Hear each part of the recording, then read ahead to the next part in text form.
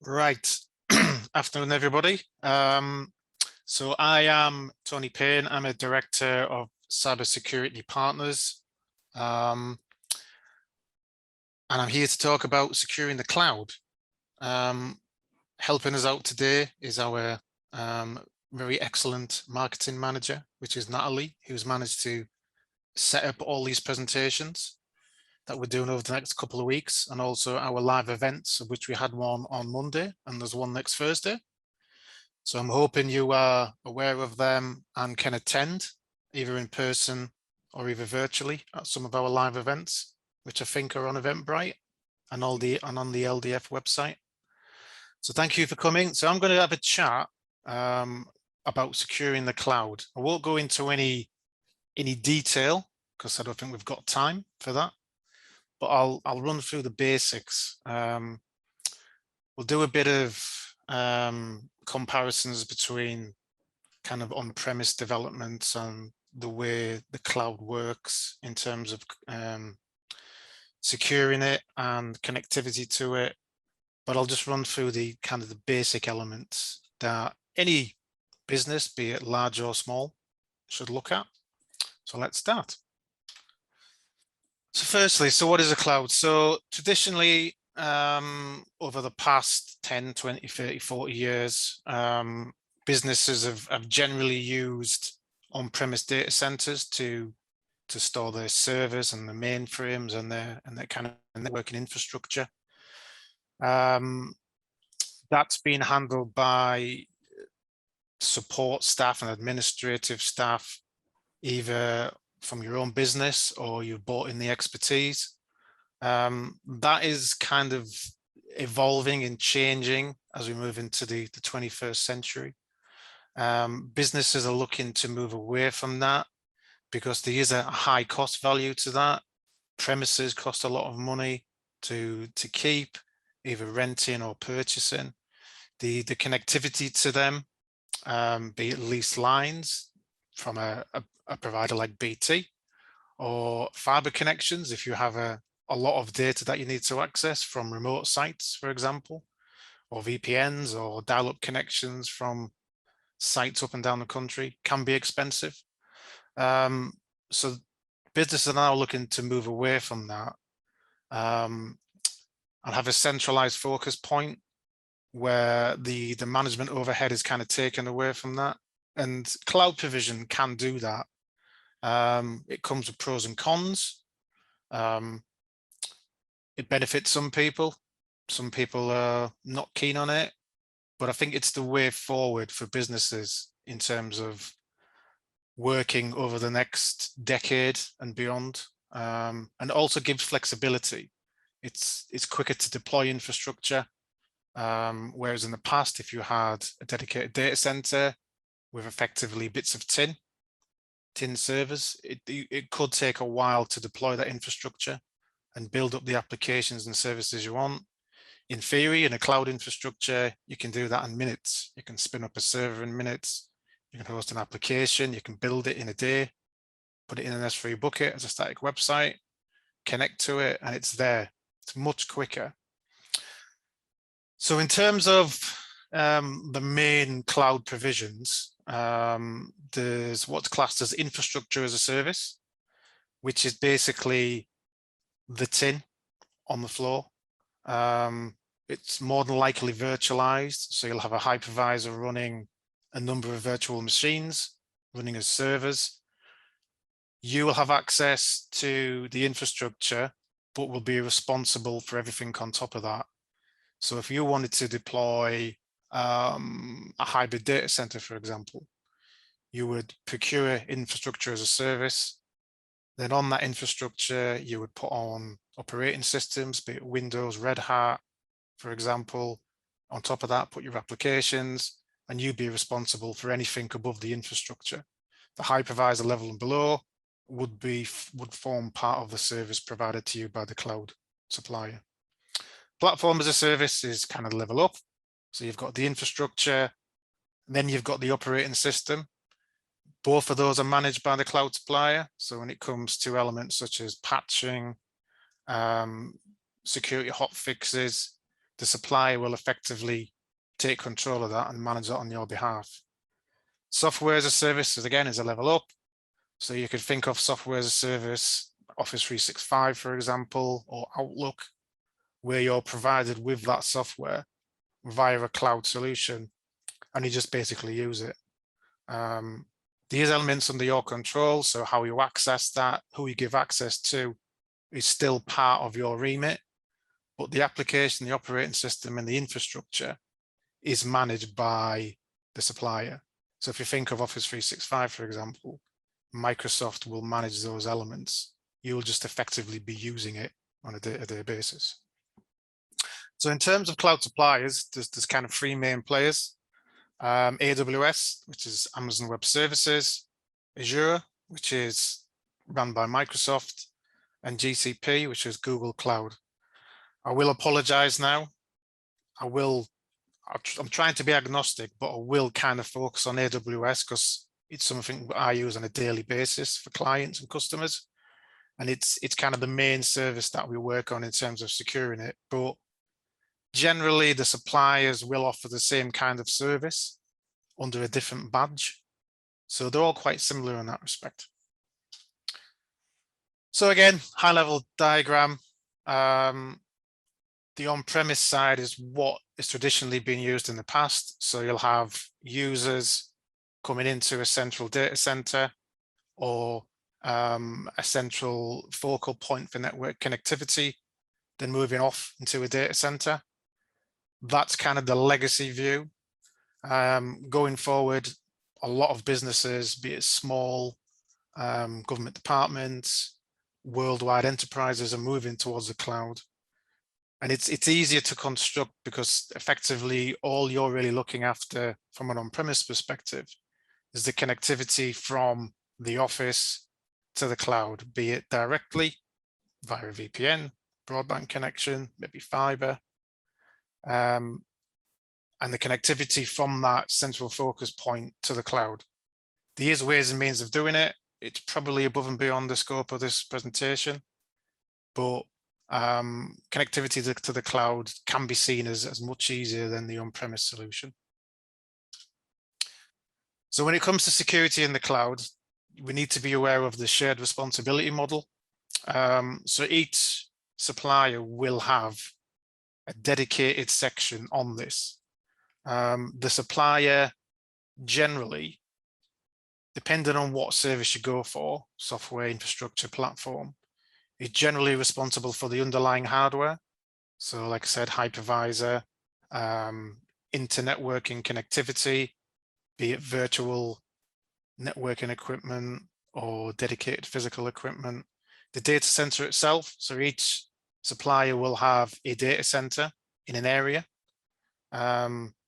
Generally, they have a region or a zone in which one or more data centers is placed. In the UK, for example, they could have 3 data centers. In Germany, they might have 4. And they're effectively different regions, but within that regions, you have different zones. Each data center is seen as a zone, but they'll be responsible for that physical data center and the security of it. In terms of the patch management, like I said in the previous slide, they'll be responsible for the elements of the service they provide, be it the platform or software as a service, and the configuration management of those devices to make sure they work effectively. And any change management around that is effectively processed and managed. On top of that, there's other services that underpin that cloud provision. So in terms of encryption, we've got key management services. AWS has a large, well-used platform called KMS, which is key management. Certificate management, which is effectively Amazon Certificate Authority. So if you want to connect the outside world to your web server, for example, you could use the key management server that Amazon provide and use that to generate your public and private certificates. So the public can connect to your environment. And login and auditing. So natively, all the suppliers have native login and auditing capability. Again, on the AWS side, you've got CloudWatch and CloudTrail, which will log API calls within your infrastructure. And they're kind of key to understanding who has accessed and what have they done in terms of your infrastructure and your services. So they're really key components. Now, when it comes to customer responsibility, this needs to be clearly understood. In terms of data, it's 99.99%, if not 100%, it's always the customer's responsibility. So if you're processing personal data or sensitive personal data under GDPR, for example, you need to handle that properly and you need to encrypt it, for example, if you want to encrypt it. But GDPR states that you have to have effective technical controls to do that. So I would suggest encrypting it. So the personal data that you process and store, how you're going to encrypt it is not the responsibility of the cloud supplier. That is down to you.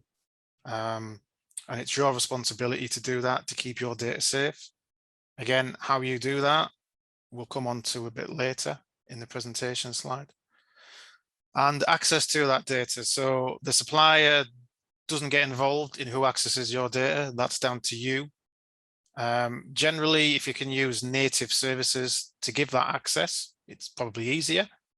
But it depends on what type of organization you are. If you're a large organization, you can federate access into that using ADFS or Azure AD, or you can access it using web services and look at Cognito, which AWS provide, which you can use mobile devices to log in. It's purely down to what you deem the best fit for your infrastructure and your architecture and your services for your staff and your customers. So for infrastructure as a services, so customers are generally responsible for everything above the infrastructure layer. So the operating system and above would generally be your responsibility. For platform as a service, customers are generally responsible for everything above the operating system. So any application you put on that operating system, any services you run, and the connectivity between those will be your responsibility. For access for software as a service, it's generally the supplier is responsible for the majority of it. You're kind of responsible for the access into it and the security of that data, which is where kind of assurance of that service comes in. So if you're planning on utilizing a software as a service to process and store personal data under GDPR or sensitive data such as health information, you need to be knowing if that service gives you enough security in terms of that data being secure. You wouldn't want anybody from the support side or a client logging in to be able to exfiltrate that data out and use it for malicious purposes, for example. And of course, this is a generalized view.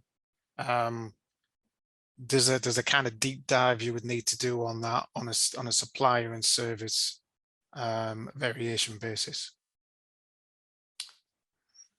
So next slide. So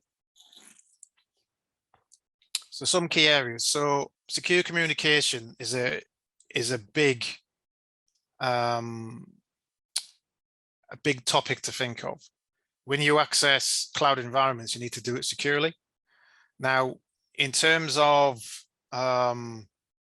connectivity from a web browser, for example, if you're connecting to a web application, you want to be sure it's using the latest version of TLS. TLS is the secure transport protocol that is used effectively by all websites. So when you connect to a website, TLS 99.9% of the time is used. The latest version in use is TLS 1.2, though TLS 1.3 is coming down the line as being trialed.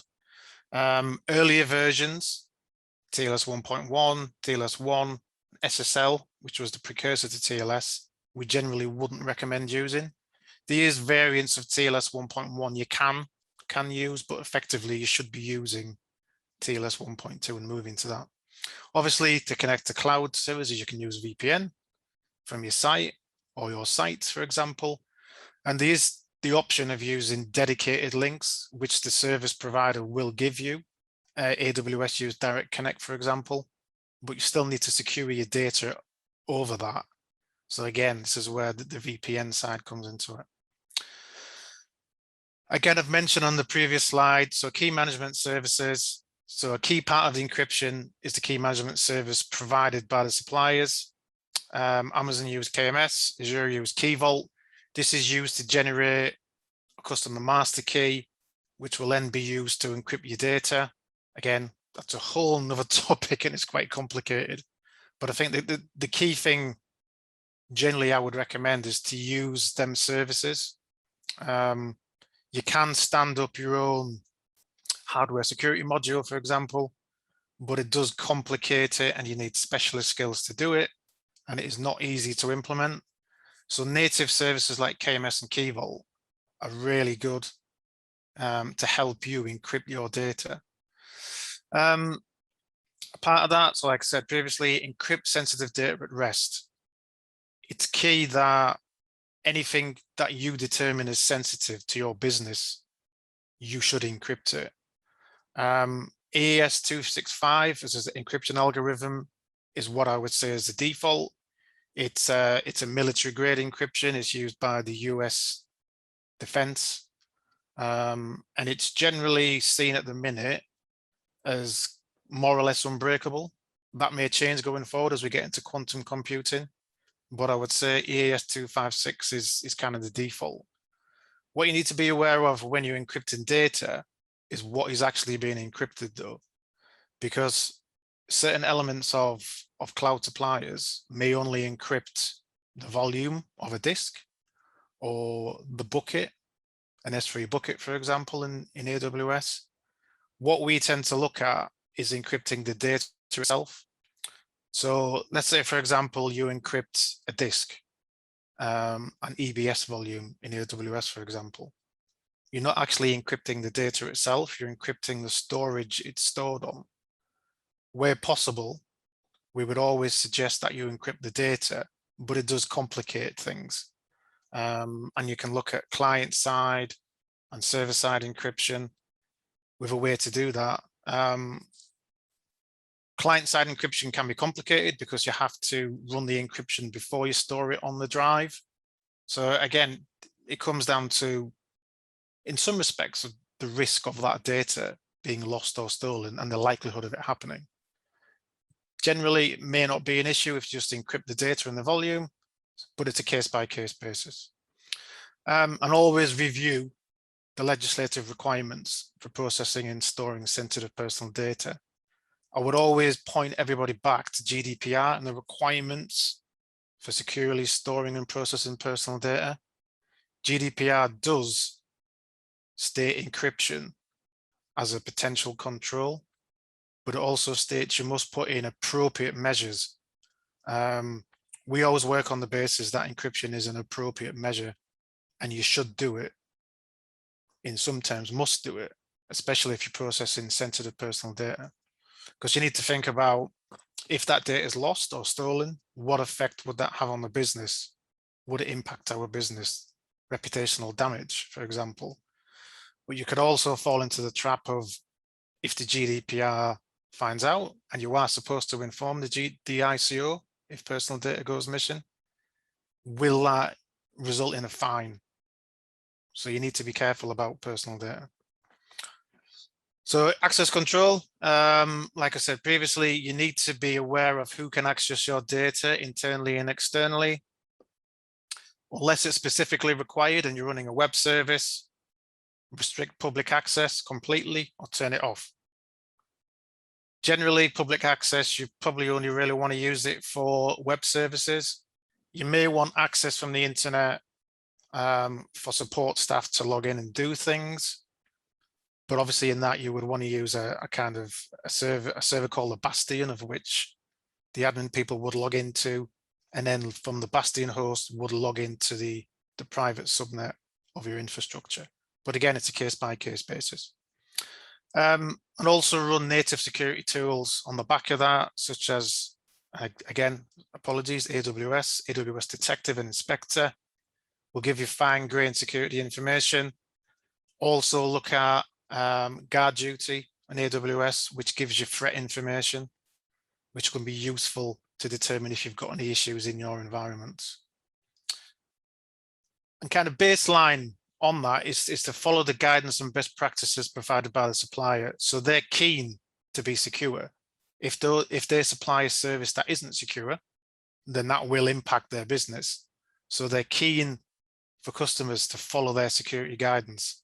It's in their best interest that you do that. They don't want a bad report coming out in the media saying AWS has been hacked, data has been exfiltrated from Azure. They want the service to be secure, so they provide good and valued guidance on how to do it, how to secure your data. Like I said before, limit access to the internet from your services. Only really use it if you want admin to log in via a Bastion, or you want the public to access your web services. And look at open source testing tools to review your infrastructure if you're using platform or infrastructure as a service. I'd say the best way to do it, if you're standing up a data center in AWS, is to use a dedicated testing company. But obviously there's a cost entailed to that. But it's also obviously key, and we would say this being a security company, that your service is secure at all times. And lastly on that, so obviously engage those individuals with skills and knowledge to help you. Cloud is very much different in some respects from on-premise. You lose that element of control and the visibility of a physical data center. It's just in the cloud, you won't see it. So if you have concerns, speak to the people who do it on a regular basis, who secure these environments, and they'll give you the best kind of guidance and experience. So some added controls. So if you're deploying web services, so web application firewall is obviously a good idea. It controls traffic at layer 7 rather than layer 4, which is purely network traffic. All the kind of major suppliers have that capability natively. They may provide a basic web application firewall, but you can upgrade to a more heavily control version, which gives you more fine-grained capability. What you can use, and what we've used in the past on a number of infrastructure deployments, is Nginx, reverse proxy. Align that with mod security will give you fine-grained control over what accesses your infrastructure and what web services you allow to the wider world. And that's a good idea if you want that kind of control. Networking 101, obviously, basically within your environments, it's kind of basic stuff. Obviously, only allow the ports and IP addresses you want. Make sure that there's no open ports. Always lock down your connectivity where possible. Don't have wide open ports available to the internet, because there's always a risk that you could be hacked, for example. And use the internal routing capabilities of suppliers. So a lot of suppliers, for example, if you have infrastructure and want to connect to a storage mechanism that they provide, you can go direct to it as opposed to coming out of the internet and back in. So you can go from your own virtual data center environment directly to it, which, because it's all internal, the risk of the compromise is reduced. You probably still need to encrypt it, but it's much easier and quicker than going in outside and in. As I've touched on, you can use AD Federation to access these services. AWS use IAM, which is their kind of baseline access control, which is good, which you can tailor to your needs. Use the native services such as CloudTrail. CloudTrail will log all API calls that were within your environment, and you can feed them out into Security Hub, which is AWS's SIAM offering. and you can look who's done what and who's made changes. And that's good from a security posture if you can do that on a regular basis. And again, on the login side, so all these native services are good, but do they match what you want? You can use the native SIAM services, or you could in fact offload all that back to your own service and use something like Splunk. So you could send all the API calls out to Splunk, then that'll give you that control, more fine-grained. In some respects, it's probably better than the native services because they are built properly as SIAM services. But again, we would always say if you can use the native audit and monitoring services, unless you've got bespoke requirements. Yeah. So additional services for review. DOS and DDoS attacks are always an issue. Again, the suppliers provide basic DDoS protection, which you can upgrade. I would always suggest reviewing the documentation to see if you require more on top of that. There is the option of using software as a service, such as Akamai. Akamai is built from the ground up to provide that protection. And I'm not singing Akamai's praises, it's just one of the options. High availability of your services is always key. So like I said in the earlier slide, cloud suppliers can leverage different zones within a region. So in the UK, you might have 3 data centers.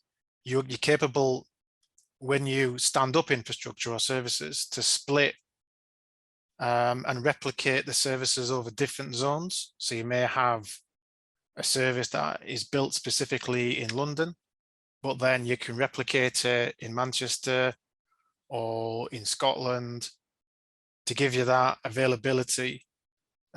Should one site go down, should one data center fail, which is unlikely, but it does happen.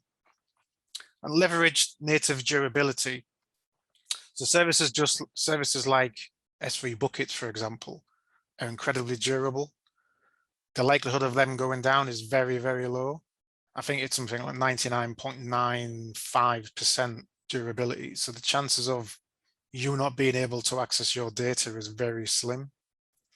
Also scalability, if you have issues with a web server that during a certain time of the day gets hit quite a lot by traffic, you can implement scalability and on-demand and spot devices that will quickly scale up a replication of that server to enable you to have more infrastructure available to reduce that spike. And it's also, it's worthwhile looking at that if that's an issue you think you may have. But with all these moves to cloud and the use of cloud, it's also worth looking at the underpinning business justification, and on the back of that, the risk assessment around that. You need to understand why you want to move to cloud. It's a sea change in mindset from IT teams that in the past you may have had the access to physically drive to a data center, make some changes and come back. That isn't what you're going to have. And I think businesses and IT teams need to understand that and see it as a change of mindset, which ties into the risk assessment side. So I would expect for anybody who's moving from a physical location to cloud to have a risk assessment on the back of that and to have the justification to underpin it, because it is a sea change in mentality, and it's a completely different approach to how you present your IT services. Again, what's key, and this is reflected in a lot of the work we do, is some of the services that you want to use may not be UK based, and you need to factor that in, especially if you're looking at processing and storing personal data, which brings into the next point about GDPR. You need to understand the legislation about, am I able to store and process that information abroad, or is it just UK only? Which is where you need to factor in doing data protection impact assessments, speaking to, if you've got one, your data protection officer, your legal team, just to understand the ramifications of you using overseas services. And obviously there's service level agreements. What are the cloud supplier providing you? Is that sufficient for your service? Is it going to provide me with enough support should my services fail? These are the kind of things you need to look at. So when it comes to assurance of cloud suppliers, there's a number of certifications which we tend to look for, and we tend to do a deep dive. So it's important that your supplier of choice has a robust security posture. All the main suppliers that we've mentioned previously, AWS, Azure, Google, will have all these certifications. They'll have the reports available for you to review. And also you can add to this SOC 2 reports, which give you the operational processes. But from a security perspective, these are the key ones we look for. ISO 27001 is the main security management system certification that underpins a lot of the work we do. If a supplier has that, then we're 75% happy that they've got robust security postures. 27018, protecting data on the cloud. So that'll give you the controls around that and how they manage that. And 27017, which gives you more fine-grained controls about those cloud services. CSA Star is another one which looks at specific controls of cloud services and how they're implemented. And PCI DSS, which is probably a wildly known standard, gives assurance around card payment companies and how they manage that information. A lot of the PCI DSS information is quite similar to 27001 and CSA Star, so it'll dictate some controls you have to put in place around securing card payments. And there's a heavy emphasis on that in terms of encryption. A lot of the data within the PCI standard, there's a requirement for encryption or obfuscating data when it goes into that environment, in that cloud environment, or any environment, to be fair. And on the back of that, which I'll touch on the next slide, is the NCSC Cloud Security Principles. So the NCSC it's basically a name change from CSG. So NCSC is a National Cybersecurity part of GCHQ. If you work in government, you'll know what NCSC is. They kind of give us the mandate and the guidance on how suppliers and security individuals in government should secure the data. But their information is also used and is applicable to outside commercial organizations as well. So the 14 cloud security principles, I won't go through them all. They're available on the website. But it does kind of cover off the information we've discussed. So data in transit. So you could look at, for example, implement TLS 1.2 or VPNs. Governance framework. So ISO 27001 is a good governance framework and a security management framework.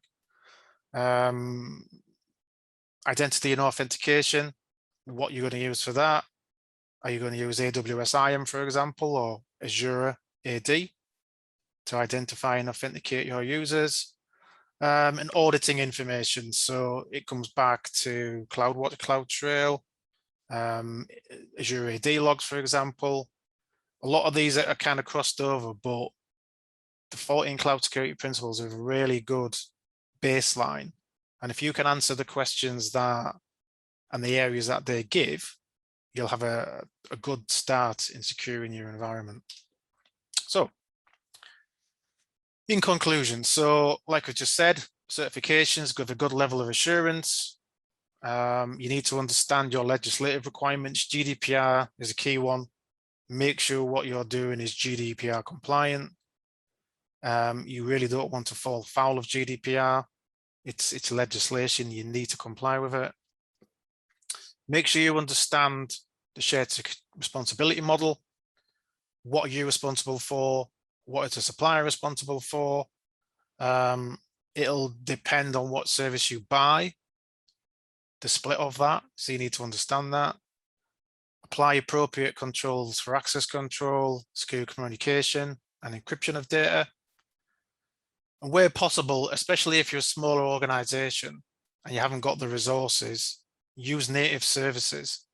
But that's only if you don't require more control.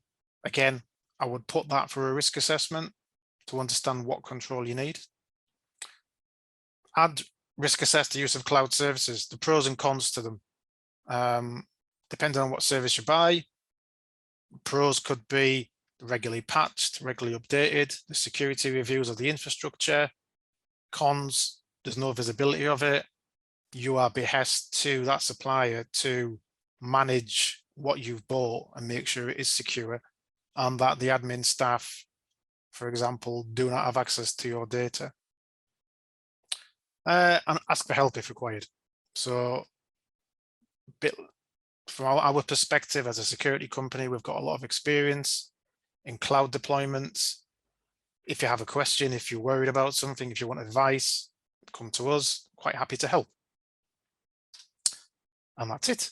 Thank you for listening. So Q&A time, I think. Natalie? Yeah, so I've had 2 questions come through. So I'll just read them to you and then you can answer them. So these are anonymous, but we've got, is cloud less secure than on-premise hosting?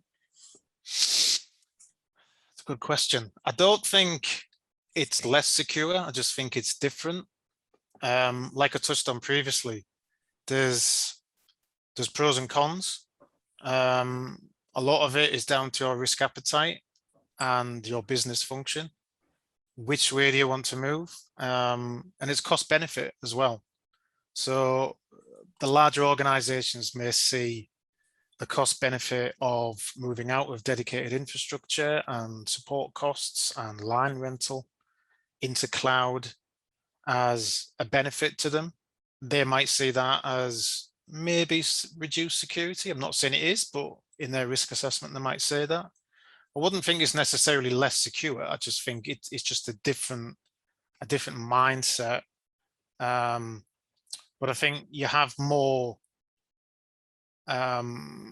assurance in terms of professional support and certification in a kind of cloud provider than you may have with your own dedicated infrastructure. So it's I wouldn't say it's less secure. No. Okay, hopefully that answers the question. So another one I've got here is, do I need more assurance of cloud services?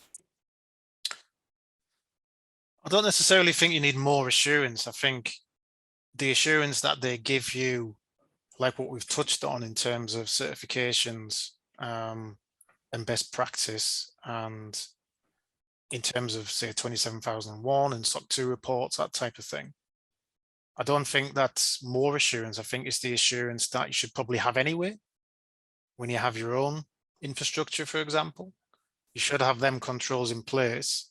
And to be fair, some larger organizations themselves may use other suppliers to manage their infrastructure and manage their services. So whilst it's moving from an on-premise situation to a cloud situation, the use of those suppliers is kind of the same. So no, I don't think you need any increased assurance. It's just the same assurance, but elsewhere. Okay, thank you for that. So if anyone else has got any more questions, we've got some time left. Just pop it in the chat. Our contact details are obviously on the slide there. You can go on our website and see all our services. We have got other events next week as well. Monday we have risk management. Wednesday we have got answering cybersecurity questions in tenders. So that's on Wednesday. And then finally on Thursday, we have got our in-person event. So that is, it's like a cyber attack that you have to figure out. So yeah, that's more of our entertainment night. That's all on our website. We've got our LinkedIn there as well. So if you want to follow us on LinkedIn, there's always lots of information on there. So I'm just going to check if we've got any last questions. So I've not had any else through.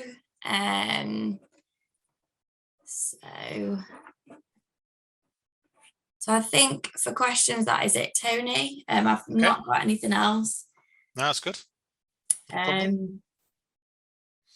So yeah. Yeah, thank you, everyone. Thank you for coming. And I'll send the recording out to you all and the slides so you all have it as well if you want to refer back to it. Great. Thank you. Thanks, Natalie. Thanks, everyone. All right. Thank you. Bye.